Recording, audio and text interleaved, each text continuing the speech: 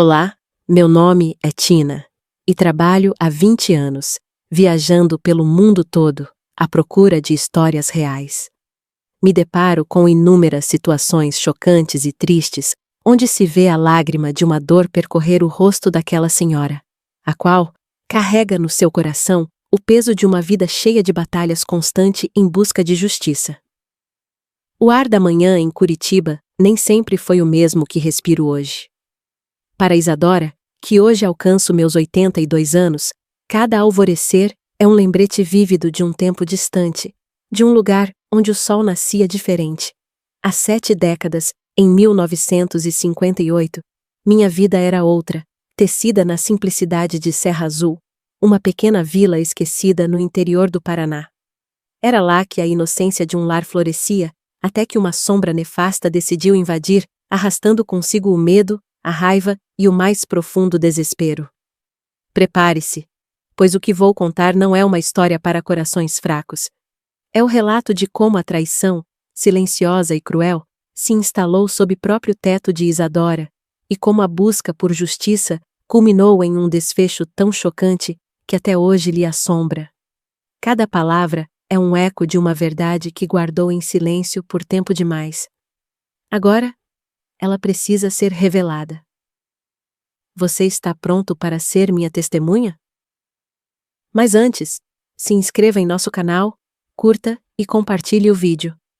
Isso é muito importante para o crescimento do canal e para que possamos postar semanalmente diversas histórias reais. Deixe seu comentário no final da história de Isadora. Como você agiria no lugar dela? Início da história. A testemunha silenciosa. O clique da câmera parecia um estalo no tempo, um lembrete cruel do quanto a vida é efêmera e, ao mesmo tempo, como certas dores se eternizam. A luz, suave, mas insistente, realçava cada sulco no meu rosto, cada linha que não era apenas ruga, mas um mapa de perdas e silêncios. Meu nome é Isadora, e hoje, com 82 anos completos, 82 anos de uma existência que já se arrasta mais do que vive, decidi quebrar o juramento silencioso que fiz a mim mesma há mais de 7 décadas. Se você está assistindo a este vídeo agora, talvez não seja por acaso. Sinto que o destino, ou quem sabe uma força maior que ainda não compreendo, o trouxe até aqui para ser testemunha. Prepare-se, pois o que vou contar não é uma história para corações fracos. É um conto de traição e desespero que se enraizou em mim como uma doença incurável, uma ferida aberta que sangra até hoje. 50 e poucos anos se passaram desde aquele longínquo 1950, mas cada detalhe está gravado na minha mente com uma nitidez assustadora. É como se o tempo não tivesse ousado tocar as memórias, preservando-as em um âmbar de agonia. O que aconteceu naquele ano, em nossa pequena e esquecida vila, Serra Azul, no interior do Paraná, não foi apenas um evento. Foi um cataclismo silencioso que engoliu a inocência e a felicidade, deixando em seu rastro apenas amargura e cicatrizes invisíveis. Lembro-me daquele cheiro de terra molhada pela garoa fina que antecede as grandes tempestades, daquele sol que parecia esconder-se por trás de nuvens pesadas, pressagiando algo sombrio. Sim, 1950. Um ano que deveria ter sido de colheita e paz, mas que se transformou no palco de um drama tão cruel que até hoje me sufoca. O medo, a raiva, o desespero são sentimentos que experimentei em sua forma mais pura e brutal, e que, garanto a você, são mais do que simples palavras. Eles são os ecos de uma vida que foi roubada, destruída e marcada para sempre. Meus dedos tremem enquanto falo, e não é apenas pela idade. É a memória do horror que me assola. A garganta seca, o coração acelerado. Por todos esses anos, guardei a verdade, como um tesouro macabro que só eu carregava. Mas a hora chegou. A hora de expor a escuridão que se escondeu à plena luz do dia em minha própria casa. Você está pronto para ouvir o que eu tenho a dizer? A Vila Esquecida. Ah, Serra Azul. Um nome que hoje soa como uma canção de ninar distante, mas que, naqueles dias, era o meu mundo inteiro. Retrocedo no tempo e me vejo ali, uma jovem Isadora de 20 anos, com a vida desdobrando-se diante de mim, como um tapete rústico, tecido com os fios da simplicidade e da esperança. Era 1950. Em nossa vila, no interior mais profundo do Paraná, o tempo parecia ter preguiça de andar. Os dias se esticavam preguiçosos, marcados pelo ritmo do sol e da lua. E a gente vivia sem pressa, como se a modernidade fosse um boato distante que jamais nos alcançaria. Nossa casa, modesta sim, mas um santuário de afeto, era o epicentro da minha pequena felicidade. Era de chão batido que eu, com minhas mãos calejadas, varria e alisava com uma mistura de água e barro vermelho todos os sábados, tentando imitar a beleza de um tapete. As janelas, sem luxo de vidro, eram apenas tampas de madeira rústica que rangiam um lamento triste nos dias de chuva ou quando o vento da serra teimava em se intrometer. Mas mesmo assim, ali, na cozinha com seu fogão a lenha, que exalava cheiro de pão fresco e café coado, éramos completos. Era ali que nos reuníamos nas noites frias, com o calor das chamas afugentando o frio, e por um tempo, as preocupações. Meu Estevão. Ele era um homem de poucas palavras, um daqueles rochedos silenciosos que a gente aprende a amar pelo que são, não pelo que dizem. Seus olhos, embora raramente mostrassem carinho explícito, tinham um brilho que eu acreditava ser amor à sua maneira. Ele trabalhava na serraria, levantava-se antes mesmo do galo anunciar o dia e só retornava quando o sol já se punha, pintando o céu de laranja e roxo. O dinheiro era sempre apertado, uma constante dança entre o ter e o não ter. Mas, milagrosamente, jamais faltava comida na mesa, nem roupa limpa para vestir nossos pequenos. Nossos filhos. Ah, meus filhos! Gabriel, com seus 6 anos e a curiosidade estampada nos olhos. Clara, de 4, com a doçura de uma flor recém-nascida. E o pequeno Lucas, nosso caçulinha de apenas 1 aninho, que ainda nem desconfiava do mundo cruel que o aguardava. Eu, Isadora, era a que acordava antes do sol espreitar. Lavava roupas na beira do rio com as outras mulheres, sob o olhar cúmplice do firmamento, amassava pão caseiro que alimentava a todos e cuidava da horta nos fundos, onde cada semente plantada era uma oração de esperança. Era uma vida simples, quase espartana, mas preenchida.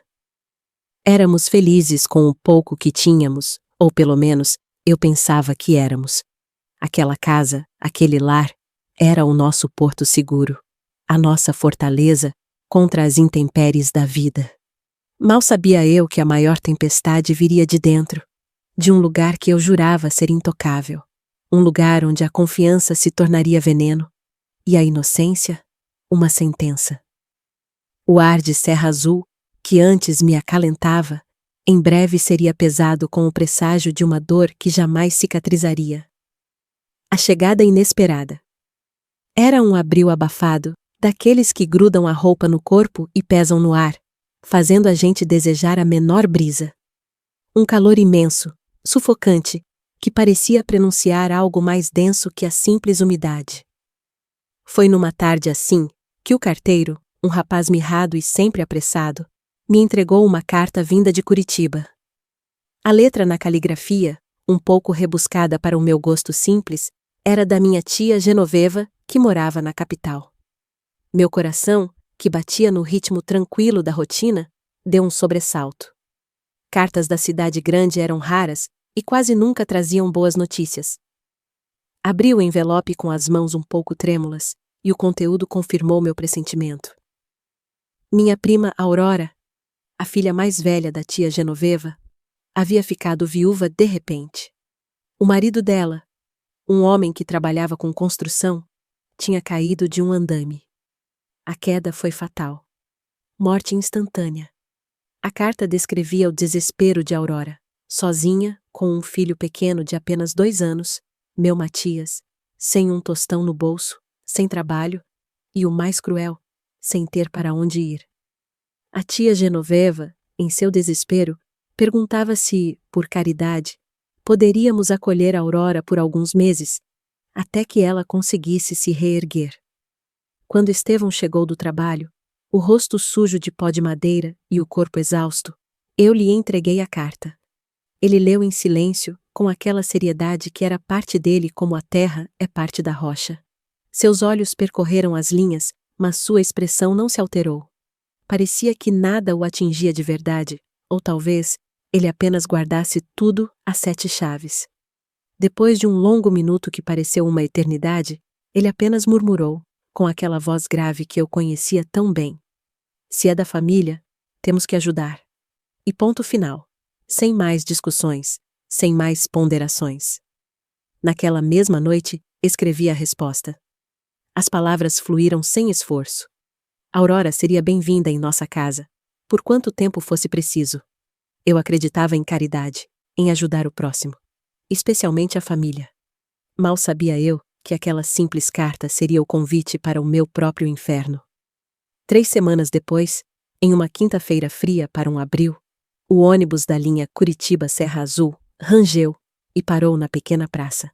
Quando a porta se abriu e Aurora desceu, segurando a mão de um garotinho miúdo, quase não a reconheci. A última vez que a tinha visto, éramos adolescentes, brincando de boneca sob a goiabeira. Ela havia se mudado para a capital há quase 10 anos, quando se casou. Mas aquela mulher que descia do ônibus não era a menina magricela da minha infância. Aurora era uma mulher feita, de feições delicadas, mas com olheiras profundas que contavam histórias de noites mal dormidas. No entanto, o que mais me chamou a atenção, o que me fez sentir um gelo estranho na boca do estômago, foi o corpo dela. Escondido sob um vestido preto de luto, ele exalava uma sensualidade latente, uma presença que parecia preencher o ar ao redor. Ela não era apenas uma viúva em luto, era algo mais. Algo que eu não conseguia decifrar, mas que me causava um leve, quase imperceptível, arrepio na espinha. Prima Isadora, ela disse, e sua voz, apesar de embargada, tinha uma doçura calculada. Ela me abraçou, e senti suas lágrimas molharem meu ombro. Não sei como agradecer por me receber. Eu a abracei de volta, tentando sufocar a sensação incômoda que a presença dela me causava. Meus filhos, alheios a qualquer pressentimento, rodopiavam de curiosidade, animados com a chegada do primo. Naquele dia, abrimos as portas de nossa casa para Aurora. Mal sabíamos que, junto com ela, estávamos convidando uma sombra para se instalar em nosso lar.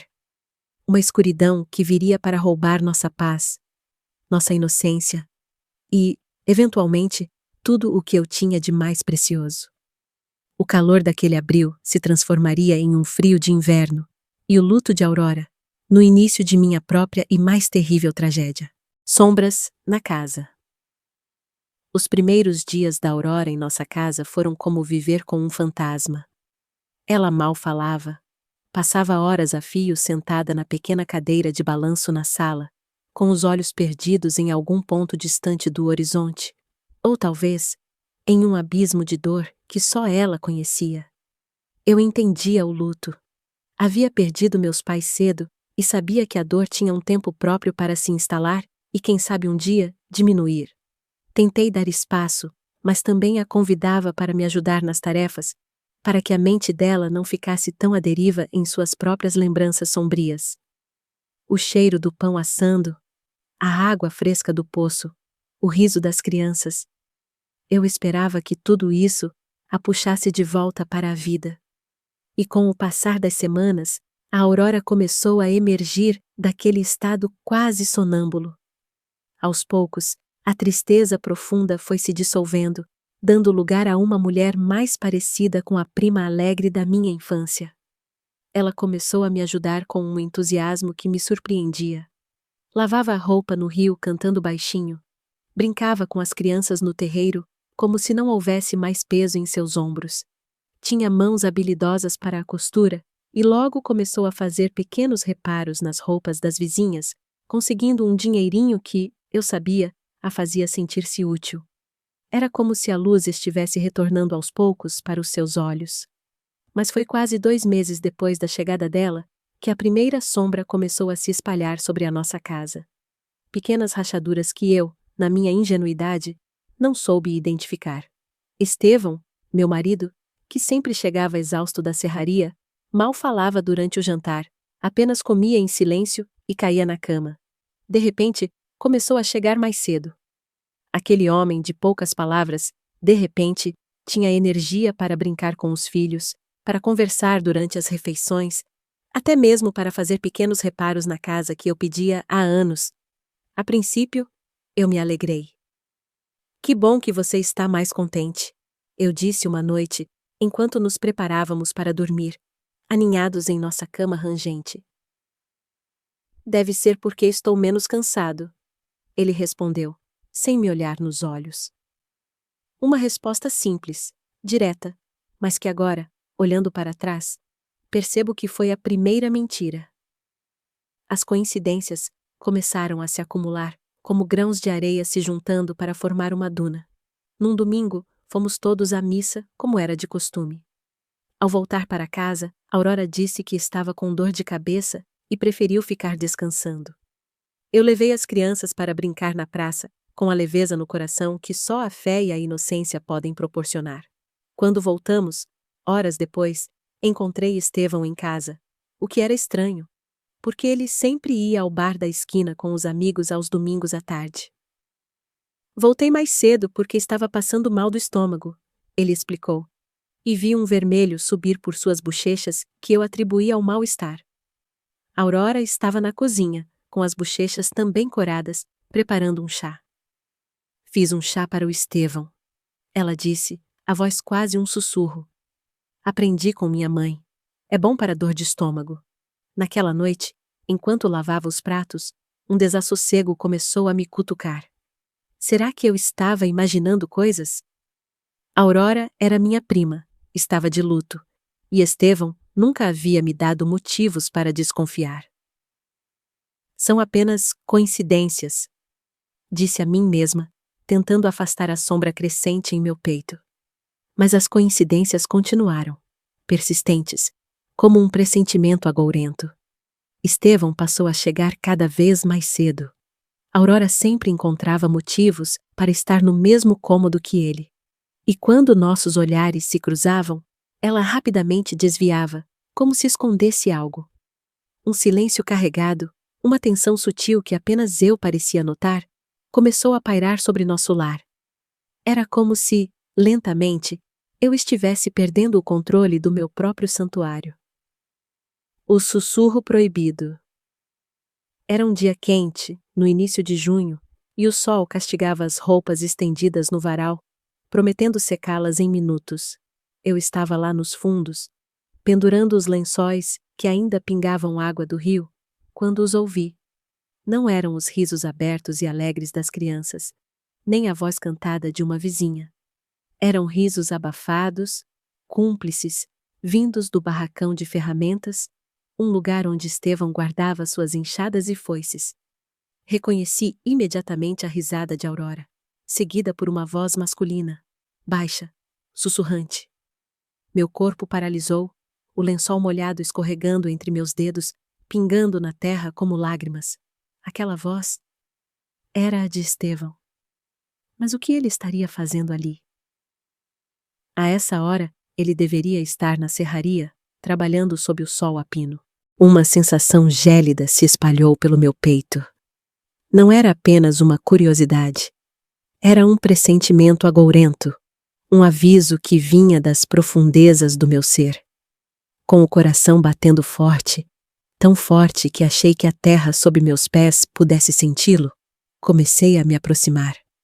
Um passo, outro, arrastando os chinelos no chão, com a respiração suspensa. A porta do barracão estava entreaberta, uma fresta estreita, como um olho que se abria para revelar uma verdade proibida. Meu sangue gelou. Pela fresta, vi algo que mesmo hoje, décadas depois, não consigo apagar da minha memória. Aurora estava sentada sobre a velha mesa de madeira, as pernas envoltas na cintura de Estevão. O vestido preto de luto, que ela ainda usava ocasionalmente, estava amassado, e seus cabelos soltos caíam sobre o rosto de Estevão. Eles se beijavam. Não eram beijos rápidos, roubados. Eram beijos longos, ávidos, como se o mundo fosse acabar, e aquele fosse o último suspiro de uma paixão proibida. Meus olhos se arregalaram, tentando processar o que viam. As imagens pareciam se mover em câmera lenta, cruéis em sua clareza. E então, as palavras. O sussurro de Aurora, carregado de uma ironia cruel. E se a Isadora desconfiar? E a resposta de Estevão, uma facada no meu coração, proferida com uma voz que eu jamais associaria àquele que jurou me amar. Ela não desconfia de nada. É bobinha demais, sempre foi. O chão sumiu sob meus pés. Um gosto amargo de fel e traição subiu pela minha garganta, e eu tive que cobrir a boca com a mão para não soltar um grito de dor, um urro de fúria que eu sabia que os alcançaria. Meu corpo tremia incontrolavelmente, como se estivesse sob um choque elétrico. Bobinha demais. Aquelas palavras ecoavam na minha cabeça, mais dolorosas que qualquer beijo roubado. Eu, que a acolhi, que dei teto e comida, que consolei seu filho, era a bobinha demais, que acreditava na sua inocência. Recuei em silêncio, tropeçando nas próprias pernas, como uma boneca de pano que perdeu os arames. Voltei para dentro da casa, um casulo de mentiras, e me sentei à mesa da cozinha, meu santuário violado. Fiquei ali, olhando para o nada, com os olhos fixos em um ponto invisível, até as crianças voltarem da escola, com seus risos inocentes que agora me pareciam um eco de uma vida que nunca mais seria a mesma. A traição tinha se materializado e se instalou no centro do meu lar. E eu, a dona da casa, me sentia uma intrusa no meu próprio pesadelo. A verdade amarga. O jantar naquela noite foi uma farsa grotesca, um teatro de horrores onde eu era a única espectadora ciente da tragédia em andamento. Ali estava eu, servindo a comida que eu mesma havia preparado, respondendo às perguntas banais das crianças, forçando sorrisos quando esperavam que eu sorrisse.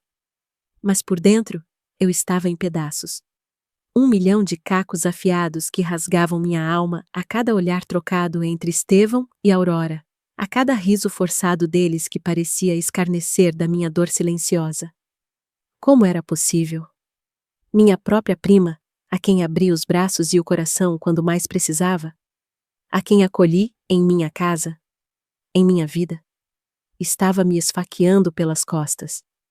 E Estevão, o pai dos meus filhos, o homem com quem eu havia construído uma vida, traindo-me debaixo do meu próprio teto, em cada canto que guardava nossas memórias. A cada mordida, eu sentia um gosto amargo de fel. A cada respiração, o ar parecia envenenado pela hipocrisia. Naquela noite, o sono não veio. Deitada ao lado de Estevão, que roncava tranquilamente, alheio ao furacão que me devastava, eu me sentia a mulher mais só do mundo. A escuridão da noite era um reflexo da escuridão em meu coração. Para onde eu iria? Não tinha dinheiro próprio, não tinha profissão. Meus pais já haviam falecido, e voltar para a casa de parentes com 3 crianças pequenas seria um fardo grande demais para impor a alguém. Eu estava presa, encurralada, e a raiva começava a se misturar com o desespero. Vou aguentar em silêncio, decidi, as palavras ecoando em minha mente como uma sentença, pelo menos até descobrir o que fazer. Os dias seguintes foram uma tortura lenta e agonizante. Cada bom dia educado, cada sorriso falso de Aurora era como uma facada. Eu os observava disfarçadamente, cada movimento, cada olhar. Coletava provas do que eu já sabia, mas que minha mente ainda tentava negar. Os olhares roubados, os encontros casuais na despensa, as desculpas esfarrapadas para saírem em horários próximos. Era tudo tão óbvio agora que eu sabia. Como fui tão cega? Como pude ser tão... bobinha? A palavra de Estevão se tornara uma ironia cruel. O que eu não sabia era que o destino, Ou quem sabe, um anjo protetor estava prestes a me dar a confirmação final, a peça que faltava no quebra-cabeça da minha própria ruína. A peça que me empurraria do desespero à ação. O lenço e a escuridão. Uma tarde, a rotina me levou a um dos rituais mais simples e íntimos da vida de casada. Arrumar as roupas de Estevão na cômoda do nosso quarto. Eu dobrava suas camisas, passava a mão sobre o tecido surrado de suas calças de trabalho. Quando cheguei à gaveta de meias, algo pequeno e embrulhado, escondido entre os pares, chamou minha atenção. Era um pequeno embrulho de seda, de um tecido macio e delicado, algo que eu nunca veria em nossa casa, dada a nossa vida simples. Meu coração começou a bater mais rápido. Com as mãos tremendo, desvendei o embrulho. Dentro, encontrei um lenço de seda com uma estampa floral, um artigo luxuoso demais para o nosso padrão de vida. E junto ao lenço, um bilhete. A caligrafia. Ah, a caligrafia! Era delicada, curvilínea, inconfundível, a letra de Aurora. O mundo pareceu girar. O bilhete dizia, em poucas palavras, uma confissão que me atingiu como um raio. Para que você sempre se lembre do nosso amor, mesmo quando não podemos estar juntos. Foi a confirmação final. A prova irrefutável que eu não precisava, mas que recebi, cruelmente, em minhas próprias mãos. Não era mais uma desconfiança, um pressentimento. Era a realidade nua e crua, estampada ali, na minha frente. Dobrei cuidadosamente o lenço e o bilhete, colocando-os de volta no mesmo lugar onde os encontrei, como se o segredo pudesse ser guardado novamente. Mas a rachadura em meu coração já era um abismo. As lágrimas! Ah, as lágrimas! Tantas vezes contidas, tantas vezes engolidas, finalmente correram soltas pelo meu rosto. Eram silenciosas, quentes, molhando minhas mãos, salgadas como o mar que eu nunca havia visto. Chorei em silêncio, para que ninguém ouvisse, para que a máscara de normalidade não caísse. Mas então, a porta se abriu. Lucas, meu caçulinha, com seus olhinhos inocentes e curiosos, entrou no quarto. Seus passos eram suaves, quase inaudíveis. Ele me viu. Mamãe tá dodói? Swingou, perguntou, a voz miúda cheia de uma preocupação genuína. Naquele momento, olhando para o rosto do meu filho, para a sua pureza, algo se acendeu dentro de mim. A dor ainda estava lá, lancinante, mas uma chama de raiva e determinação começou a queimar. Eu enxuguei as lágrimas rapidamente, com a ponta do avental, e o abracei forte, o corpo pequeno de Lucas contra o meu, como se tentasse protegê-lo da dor do mundo, da dor que eu estava sentindo.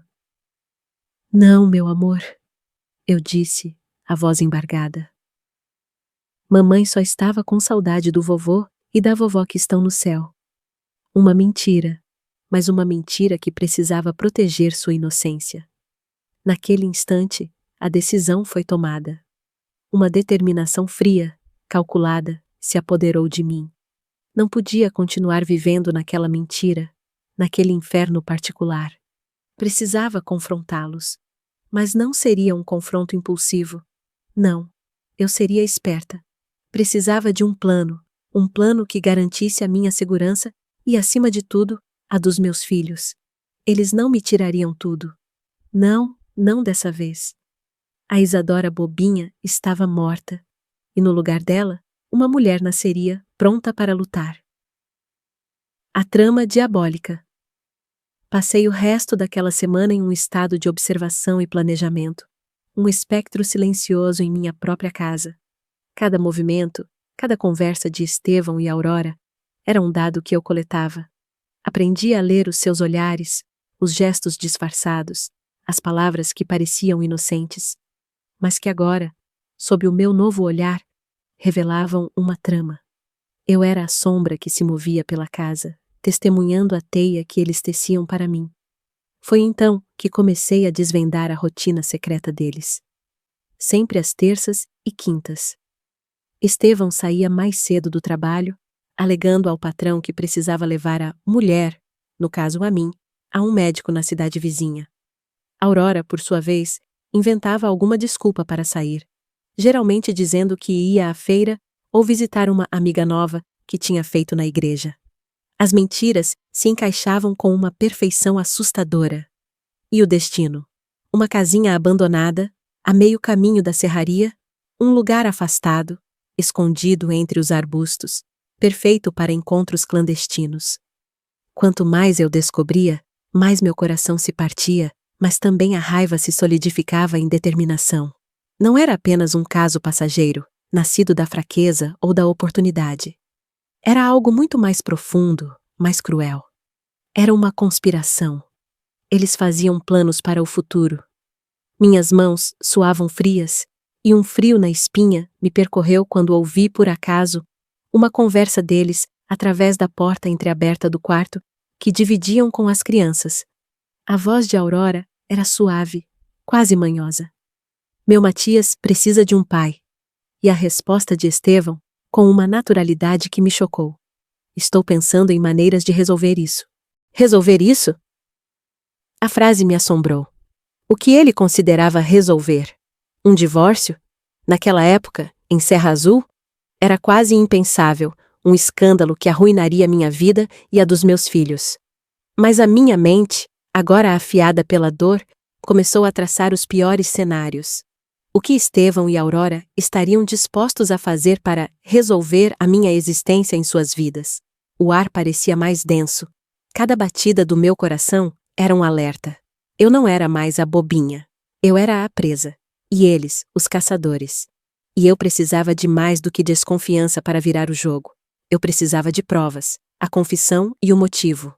O universo, ou talvez o destino, parecia estar do meu lado, fornecendo as peças que faltavam para o quebra-cabeça do meu tormento. Foi quando eu ia lavar as roupas de Estevão, um ato rotineiro que agora me causava náuseas, que o encontrei. Um bilhete, amassado, no bolso de sua calça. Era como se Deus tivesse colocado aquele papel em minhas mãos para que eu não tivesse mais dúvidas do que precisava fazer. Meu coração saltou na garganta. A caligrafia de Aurora era inconfundível. O bilhete dizia, em poucas palavras, um convite que selava meu destino e o deles. Ah, tenho uma proposta para resolvermos nossa situação. Encontre-me amanhã no lugar de sempre. Estou contando os minutos. Naquela noite de junho de 1958, dormi, se é que se pode chamar de dormir, com aquele bilhete escondido dentro do meu travesseiro, como um punhal de papel. Apenas me revirei na cama, os olhos ardendo de tanto chorar em silêncio, a cada soluço abafado, a cada imagem daquele beijo no barracão, a cada palavra do bilhete, a decisão se solidificava. Eu não seria mais vítima. De madrugada, com a alma em frangalhos, tomei minha decisão final. No dia seguinte, quando Estevão saísse para trabalhar, eu seguiria a Aurora até o tal encontro. Eu precisava ouvir com meus próprios ouvidos o que eles planejavam, a extensão da traição que me destruía. Era o último passo antes de virar o jogo. O dia amanheceu com uma garoa fina e um céu cinzento, como se o próprio tempo compartilhasse da minha tristeza. Preparei um café da manhã como sempre, com as mãos tremendo, mas com uma máscara de normalidade no rosto.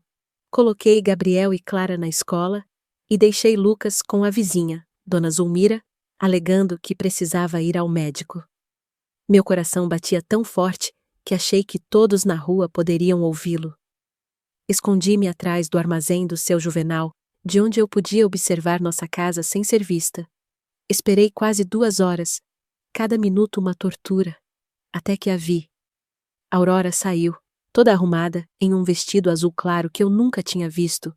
Talvez uma compra feita com o dinheiro secreto que ela guardava? Não usava mais as roupas de luto. Seguia, mantendo distância. Ela caminhava rápido, olhando para os lados, como quem teme ser descoberta. Depois de uns 20 minutos, chegamos perto da casinha abandonada que ficava num terreno afastado, próximo à serraria. Aurora entrou. Agachei-me atrás de uns arbustos e esperei, com a respiração suspensa. Logo, Estevão apareceu, olhando em volta antes de entrar. Aproximei-me devagar, até a janela dos fundos, que estava quebrada e coberta apenas por um pedaço de pano esvoaçante. Através de uma pequena fresta, consegui ver e ouvir tudo. Você demorou, Aurora disse, abraçando-o com uma intimidade que me revirou o estômago. Tive que inventar uma desculpa para o patrão. Estevão respondeu. E você? Ninguém desconfiou? Isadora é tão inocente que acredita em tudo que digo. Aquelas palavras me cortaram como uma faca. Eu, que dava teto e comida para ela e seu filho, era a tola que acreditava em tudo. O escárnio em suas vozes era um veneno puro. E então, qual é essa proposta que você tem? Component Placement, Estevão perguntou, sentando-se num caixote velho. Aurora se aproximou dele, com um sorriso que eu nunca tinha visto em seu rosto. Um sorriso cheio de ganância e crueldade. Estive pensando muito, Estevão. Nós não podemos continuar assim para sempre, escondidos. Eu quero uma vida verdadeira com você. Ela pegou as mãos dele entre as suas. Meu primo em Curitiba conseguiu um emprego para você na fábrica onde trabalha.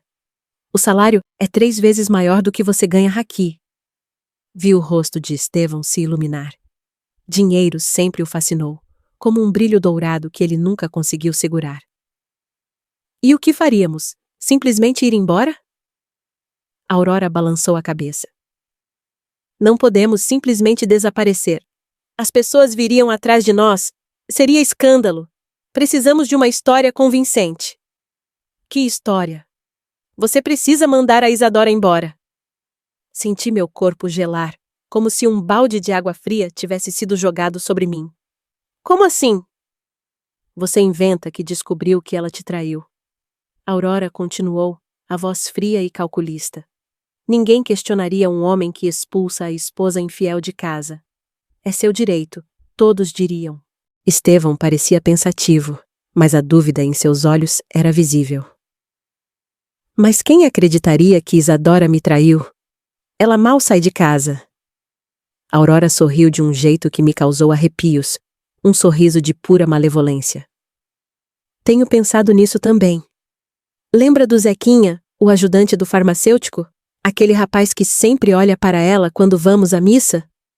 Podemos plantar evidências, um bilhete talvez, e eu posso espalhar alguns rumores na cidade. Meus olhos se arregalaram, a raiva fervendo. Plantar evidências? Destruir meu nome? E as crianças? Swing Estevão perguntou, a voz um pouco mais hesitante. Gabriel e Clara, você pode mandar para sua mãe criar, pelo menos por um tempo.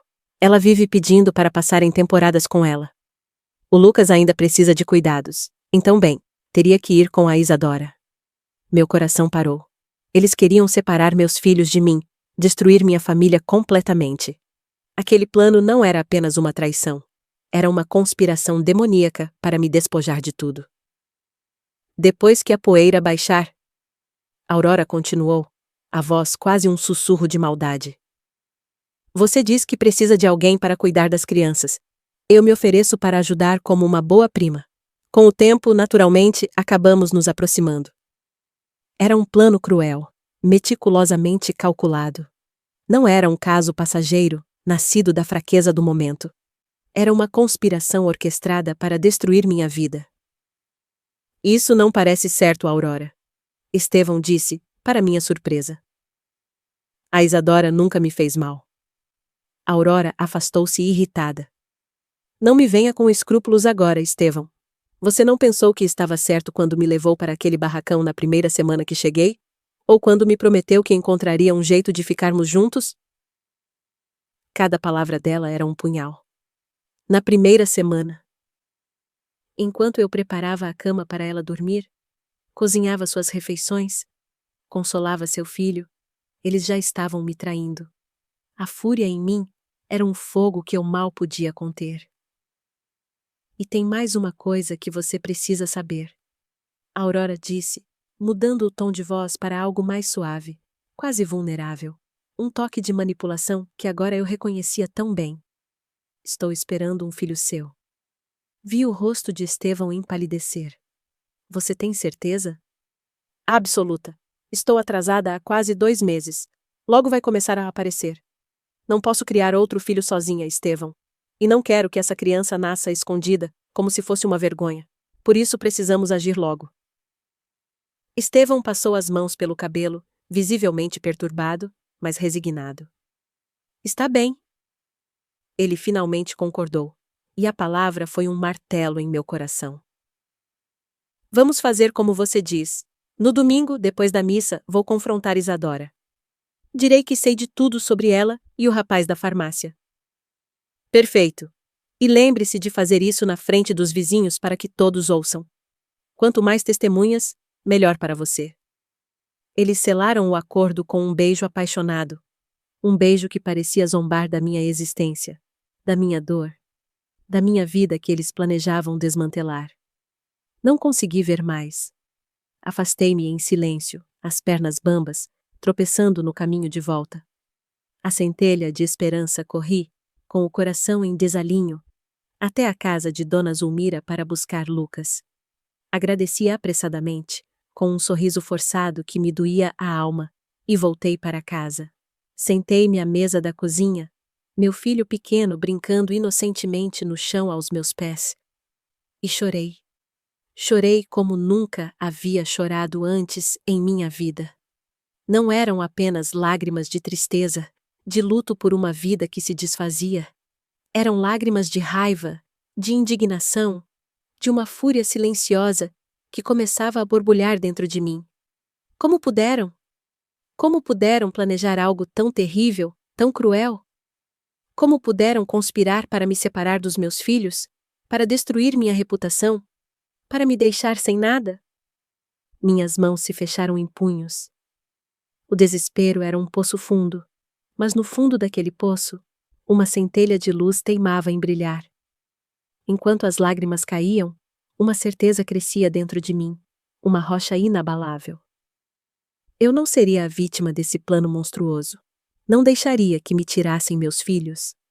Não permitiria que manchassem meu nome na cidade onde todos me conheciam desde criança. Eu não. Sequei as lágrimas com a ponta do avental, quando ouvi passos se aproximando da porta dos fundos. Era a Aurora, voltando do encontro, um sorriso estampado no rosto, que logo se transformou em uma falsa preocupação ao me ver com os olhos vermelhos e inchados. Nossa, Isadora, o que aconteceu? Você está bem? Eu nunca soubera que podia ser tão boa atriz. Forcei um sorriso triste e inventei uma história sobre ter recebido a notícia de que uma amiga de infância havia falecido.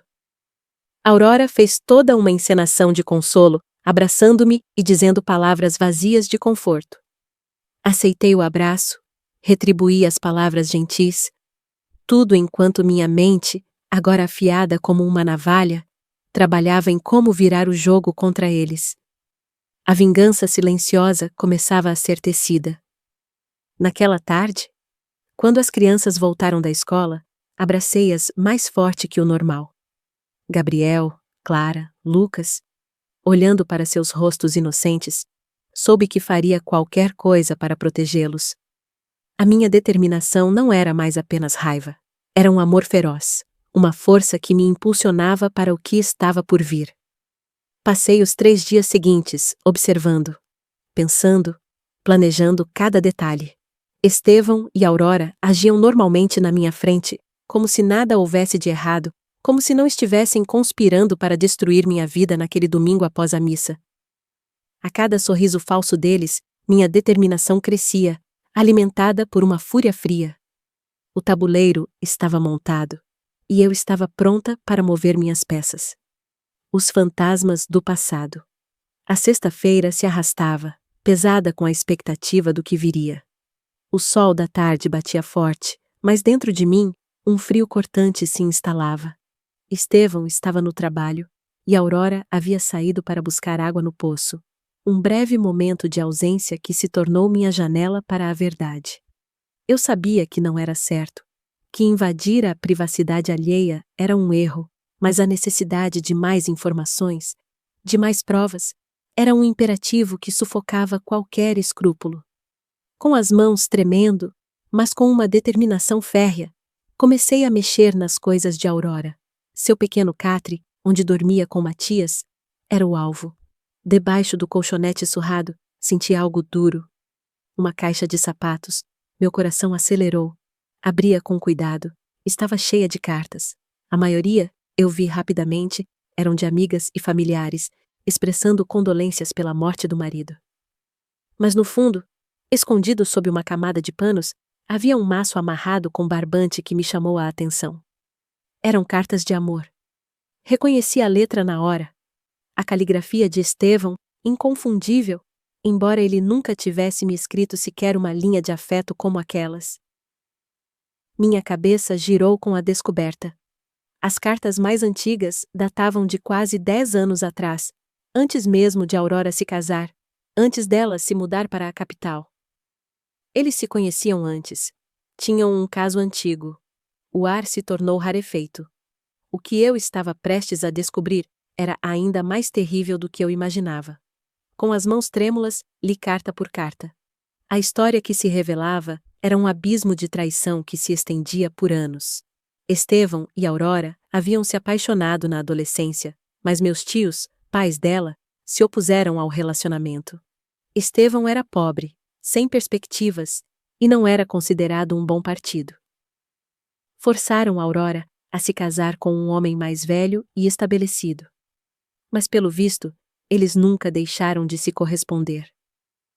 As cartas eram um diário secreto de um amor proibido, de encontros furtivos, de promessas sussurradas. A última carta. Ela foi escrita apenas dias antes da morte do marido de Aurora.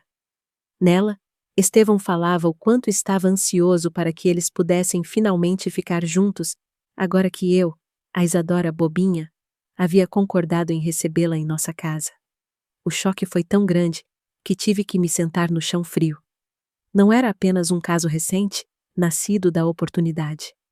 Era uma conspiração de anos. Eles tinham planejado tudo. Usaram minha bondade, minha confiança para se reunirem sob o mesmo teto, e agora planejavam me destruir completamente. Minha ingenuidade havia sido a ponte para a minha própria ruína. Entre as cartas, também encontrei uma folha de papel dobrada contendo endereços e números de telefone em Curitiba. Vi o nome do tal primo que ofereceria emprego a Estevão, o endereço de uma pensão onde ficariam inicialmente, até valores anotados para despesas de viagem. O plano estava mais adiantado do que eu imaginava. Eles não esperavam mais. Eu era apenas um obstáculo a ser removido. Ouvi o barulho do balde de água batendo no chão do lado de fora, sinal de que a Aurora estava voltando. Rapidamente, recoloquei tudo como estava, exceto por uma das cartas mais comprometedoras que escondi no bolso do meu vestido. Naquela noite, servi o jantar como se nada tivesse mudado. Observei Estevão e Aurora trocando olhares quando achavam que eu não estava vendo. Escutei as risadas forçadas, as conversas artificiais. Cada palavra falsa era como um pequeno golpe, mas eu já não sentia a mesma dor. Em seu lugar, crescia uma determinação fria e calculada. Eu tinha as provas. Agora era hora de agir. A ligação impossível. O sábado amanheceu com um sol tímido, mas a minha alma estava em ebulição. Estevão foi trabalhar apenas meio período, como de costume. Quando voltou, disse que precisava ir à cidade vizinha resolver um assunto do patrão. Mais uma mentira. Provavelmente ia finalizar os preparativos para o plano deles. O plano que me tiraria tudo. Você volta para o jantar? Perguntei, a voz mais doce que consegui forçar, meu coração apertado. Provavelmente não, ele respondeu sem me encarar. O patrão me pediu para esperar um documento importante. Pode ser que eu só volte amanhã cedo, a tempo da missa. Tudo bem, meu bem. Tenha cuidado na estrada. Beijei-o no rosto, um beijo sem sabor, e acenei da porta enquanto ele se afastava. Era a primeira vez em dias que meu sorriso era genuíno, mas não pelo motivo que ele pensava. Era um sorriso de vitória, de quem está prestes a virar o jogo. Assim que ele desapareceu na curva, voltei correndo para dentro. Meu corpo se movia com uma urgência que nunca tive. Chamei Gabriel, meu filho mais velho, e pedi que fosse correndo chamar seu Firmino, o dono do único telefone do bairro. É uma emergência, expliquei, a voz grave, diferente do meu tom habitual. Quando seu Firmino chegou, pedi para usar o telefone dele para fazer uma ligação interurbana urgente. Era um favor caro, um pedido ousado para os padrões da época, mas eu expliquei que era uma questão de vida ou morte. Claro, dona Isadora, a senhora sempre ajudou a todos por aqui. Pode usar o telefone pelo tempo que precisar. Suas palavras foram um bálsamo em meio à minha angústia. Na casa de seu Firmino, com as mãos tremendo tanto que mal conseguia segurar o fone, disquei o número do meu tio Arnaldo, irmão do meu falecido pai, que morava em Curitiba. A cada toque, a cada silêncio da linha, minha esperança e meu desespero se alternavam. Quando ouvi sua voz grave do outro lado da linha, as lágrimas que tanto tentei conter finalmente caíram, escorrendo quentes e abundantes. Tio Arnaldo, minha voz saiu embargada. Preciso da sua ajuda. Meu tio Arnaldo sempre foi um homem de poucas palavras, mas de muita ação. Um pilar de força na família. Quando terminei de contar toda a história, a traição, o plano diabólico, as cartas, a gravidez de Aurora, o esquema para me difamar e tirar meus filhos, houve um silêncio do outro lado da linha que me gelou a espinha. Pensei que talvez ele não acreditasse em mim, que achasse que eu estava exagerando ou inventando coisas. Isadora! Ele finalmente falou, com a voz grave que me lembrava tanto meu pai, mas agora, com um tom de determinação que me deu um fio de esperança. Pegue as crianças e esteja pronta amanhã ao meio-dia. Vou mandar meu motorista buscar vocês. Mas tio? Eu disse, ainda em choque. É domingo. A missa termina às 11 horas. Estevão vai estar em casa. Como farei? Não se preocupe com isso, Isadora. Apenas esteja pronta com as crianças e o mínimo de pertences possível. Uma troca de roupa para cada um, documentos e nada mais. Entendeu? Sim, tio. Entendi. E Isadora? Sua voz soou mais séria, quase um aviso. Não diga nada a ninguém, absolutamente ninguém. Quando voltei para casa, minha cabeça fervilhava com tantos pensamentos. Como sairia com 3 crianças sem que a Aurora percebesse? Como reuniria nossos documentos sem levantar suspeitas? E o mais importante, como enfrentaria o domingo, sabendo que Estevão planejava me humilhar publicamente após a missa? O relógio parecia correr mais rápido, e cada tic-tac era um lembrete do plano deles e da minha corrida contra o tempo. O acerto de contas. Entrei pela porta dos fundos e encontrei Aurora brincando com as crianças na sala, com uma familiaridade que agora me parecia grotesca. Ao me ver, ela sorriu com aquele sorriso falso que eu agora reconhecia tão bem. O sorriso da serpente que se disfarça em cordeiro. Onde estava Isadora? Fiquei preocupada. Fui até a casa da dona Júlia. Menti, a voz surpreendentemente calma. A filha dela está doente e pediram para eu fazer uma sopa. Você sempre ajudando todo mundo. Component placement, ela disse com falsa admiração, um brilho estranho nos olhos. Como está a menina? Vai ficar bem. É só uma febre forte. Enquanto preparava o jantar, pensava em cada detalhe do que precisaria fazer. Teria que agir com a precisão de uma cirurgiã, sem despertar suspeitas. Decidi que, naquela noite, após as crianças dormirem, começaria a separar o que levaríamos. O broche de ouro da minha avó, que Estevão sempre quis que eu vendesse, e que eu, por teimosia, nunca fizera, seria meu seguro. A caderneta de poupança, meu pequeno segredo guardado por anos, agora se tornaria minha salvação. Durante o jantar, Aurora mencionou várias vezes como estava ansiosa pela missa do dia seguinte, que o padre falaria sobre um tema muito especial.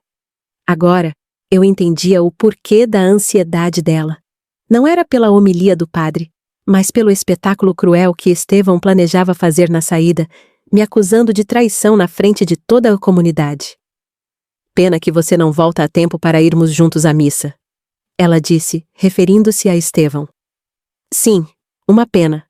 respondi, servindo mais arroz em seu prato. Mas ele disse que chega a tempo de assistir à celebração. Depois que as crianças adormeceram, e Aurora também já se recolhera com Matias, comecei minha operação silenciosa. Abri a gaveta onde guardávamos nossos documentos importantes, meu coração batendo uma marcha fúnebre. Separei as certidões de nascimento dos meninos, minha certidão de casamento, os papéis da casa que estava no nome de Estevão. Tudo o que pudesse ser útil no futuro, tudo o que provasse quem éramos. Enquanto remexia nos papéis, encontrei algo que não esperava. A caderneta de poupança em meu nome. Pequenos depósitos, mas regulares, ao longo dos anos. Era a poupança que minha mãe tinha me ensinado a fazer, guardando as moedinhas que sobravam da feira. O dinheiro extra de quando vendia um bordado ou doce. Estevão nunca soube dessa caderneta. Era meu segredo, minha pequena independência. No fundo da gaveta, sob um forro de tecido que eu mesma tinha costurado, encontrei outra surpresa. O broche de ouro que minha avó me dera quando completei 15 anos. Era a única joia de valor que possuía.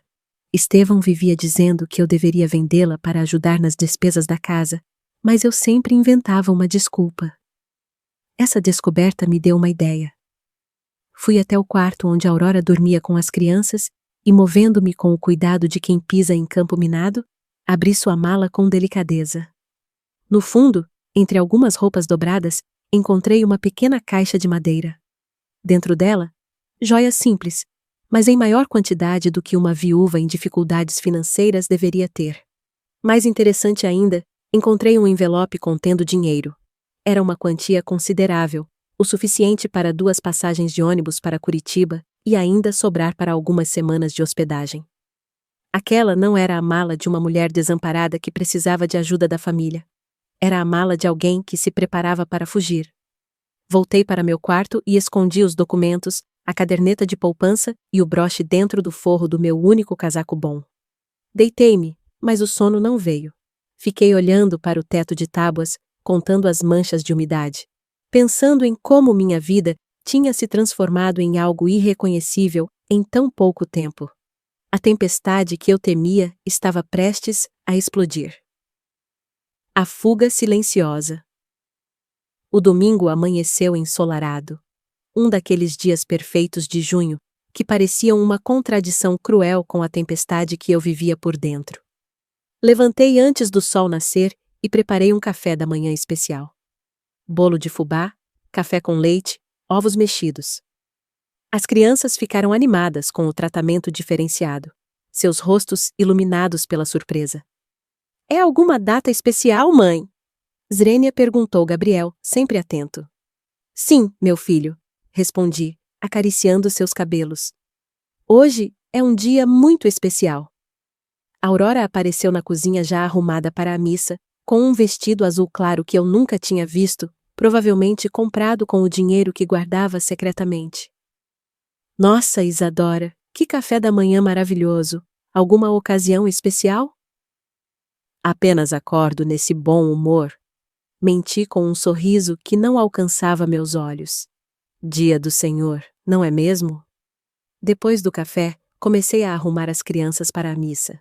Vesti-as com as melhores roupas. Penteei cuidadosamente seus cabelos. Para Gabriel e Clara, disse que iríamos visitar um parente depois da igreja. Lucas era pequeno demais para entender ou fazer perguntas. Vocês não precisam levar nada, expliquei quando Gabriel perguntou se deveria pegar algum brinquedo. Vamos voltar no mesmo dia? Aurora nos observava com curiosidade, mas não fez perguntas. Provavelmente estava ocupada demais pensando no espetáculo que aconteceria mais tarde, na humilhação pública que ela e Estevão tinham planejado para mim. Quando faltava cerca de meia hora para a missa começar, ouvi o barulho familiar da carroça de seu Benedito, que sempre passava em frente à nossa casa, a caminho da igreja. Era um viúvo de idade, respeitado por todos na comunidade, que oferecia carona para quem encontrasse no caminho. Aurora! Chamei, ela que ajeitava o vestido no pequeno espelho da sala. Por que você não vai na frente com seu Benedito? Vou terminar de arrumar o Lucas e já vamos.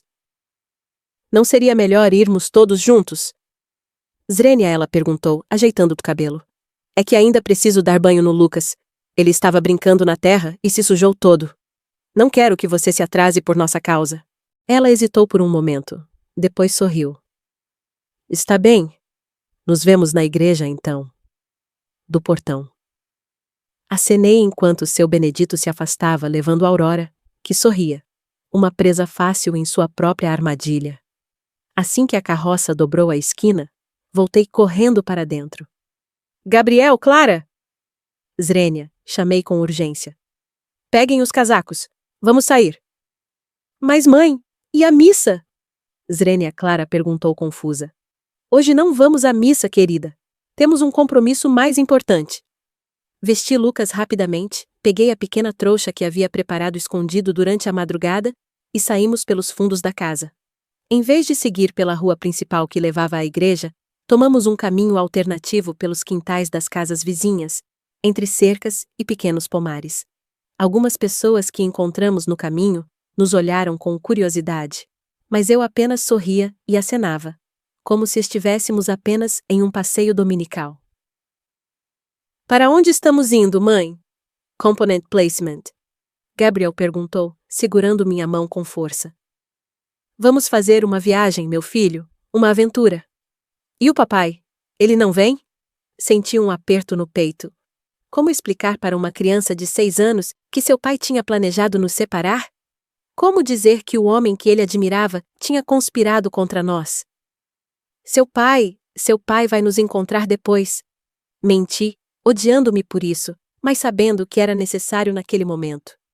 Caminhamos por cerca de 20 minutos até chegarmos à estrada principal, que ficava fora da vista da igreja. Lá, conforme combinado, um carro preto e reluzente nos esperava. Nunca tinha visto um carro tão elegante de perto, quanto mais viajado em um. Um homem alto e de aparência séria saiu do veículo ao nos ver. Dona Isadora? Zrenia lhe perguntou, tocando respeitosamente a aba do chapéu. Sim, sou eu. Sou Vicente, motorista do Sr. Arnaldo. Ele me pediu para levar a senhora e as crianças até Curitiba. Olhei para o carro com apreensão. É seguro para as crianças? Swinguei, perguntei abraçando Lucas contra meu peito. Perfeitamente seguro, senhora. Tenho até um assento especial para o pequeno. Com cuidado, ele ajudou a acomodar as crianças no banco traseiro. Gabriel e Clara estavam encantados com o interior do carro, tocando o couro dos bancos com admiração. Lucas, ainda sonolento, aconchegou-se no assento especial, sem protestos. Antes de entrar no veículo, olhei uma última vez para trás, para a direção da nossa casa, da igreja onde naquele momento Aurora provavelmente olhava para a porta a cada instante, esperando minha chegada. Pensei em Estevão, que devia estar chegando à cidade naquele exato momento, pronto para encenar a farsa que destruiria minha reputação. A senhora está pronta? Zrenia Vicente perguntou gentilmente. Respirei fundo, enxuguei uma lágrima teimosa e entrei no carro. Sim, estou pronta. A porta se fechou. O carro começou a se mover e eu senti um misto de alívio e uma tristeza profunda. Eu estava deixando tudo para trás, mas estava levando meus filhos comigo. O veredito inesperado. Durante as primeiras horas da viagem, as crianças alternavam entre a excitação de estar em um automóvel de verdade e a sonolência pelo balanço da estrada. Eu observava a paisagem passar pela janela, as plantações de café, os pastos com gado, as pequenas cidades que surgiam e desapareciam rapidamente. Cada quilômetro nos afastava da vida que conhecíamos, da traição que tinha destruído nosso lar. Por quanto tempo vamos viajar? Component placement, perguntou Clara, depois de acordar de um cochilo. Algumas horas, querida.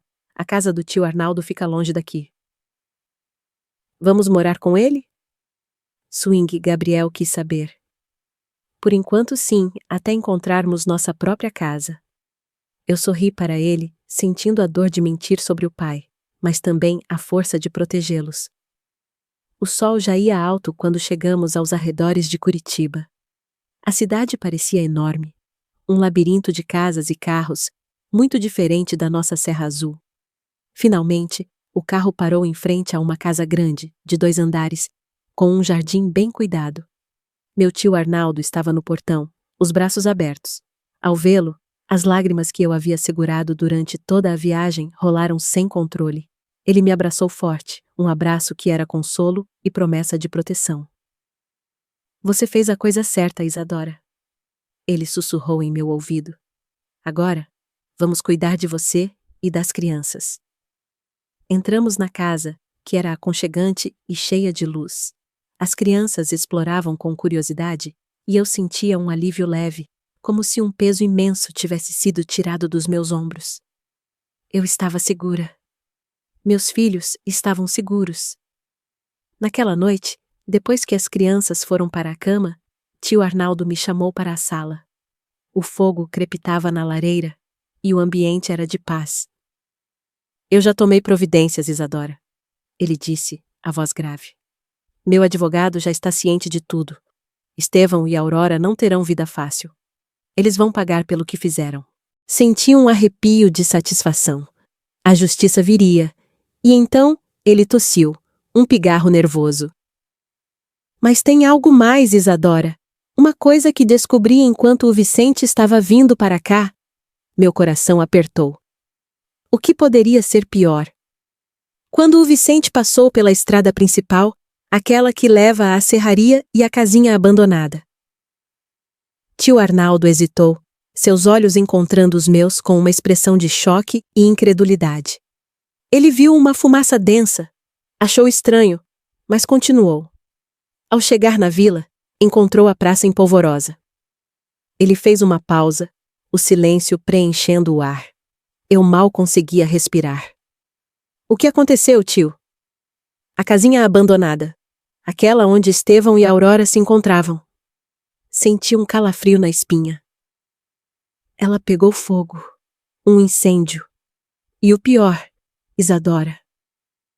A voz de tio Arnaldo baixou para um sussurro que me gelou a alma. Encontraram 2 corpos carbonizados lá dentro. Meu sangue congelou. 2 corpos? Os olhos de tio Arnaldo se fixaram nos meus, carregados de uma revelação terrível. Ainda não há confirmação, mas os vizinhos disseram que viram Estevão indo para lá mais cedo, e Aurora desapareceu da missa. Ninguém a viu depois que ela entrou com seu Benedito. A fumaça, os corpos carbonizados, o silêncio da missa, a Aurora desaparecida, a boca de Estevão que prometeu me confrontar depois da missa, e a gravidez de Aurora. Uma realidade chocante, um imprevisto horripilante me atingiu como um raio.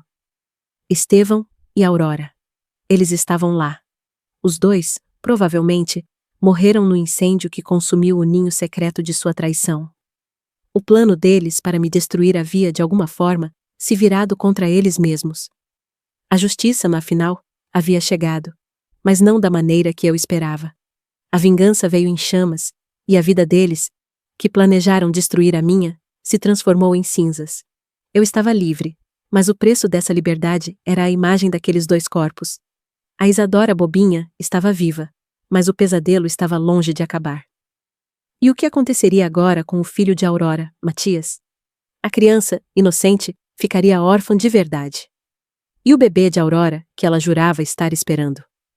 A incerteza pairava no ar, tão densa quanto a fumaça de um incêndio distante. O peso do perdão. O silêncio na sala era ensurdecedor, interrompido apenas pelo crepitar suave da lareira. A revelação de tio Arnaldo me atingiu como um golpe. Estevão e Aurora. Mortos. Carbonizados. A casinha que foi palco de sua traição se tornou o túmulo de seus segredos e planos. A justiça, afinal, havia chegado, mas não da forma que eu, em meus momentos de maior fúria, havia imaginado. Não houve confronto, não houve humilhação pública na saída da missa, não houve a vingança planejada com tanto esmero. Houve cinzas. Meu corpo estava em choque, mas minha mente, estranhamente, começou a clarear. A raiva que me consumiu por semanas, que me manteve em pé durante dias de agonia e planejamento, de repente, perdeu seu propósito. Eram cenários que eu havia imaginado: a fuga, a reconstrução, a luta por minha reputação, mas jamais a morte.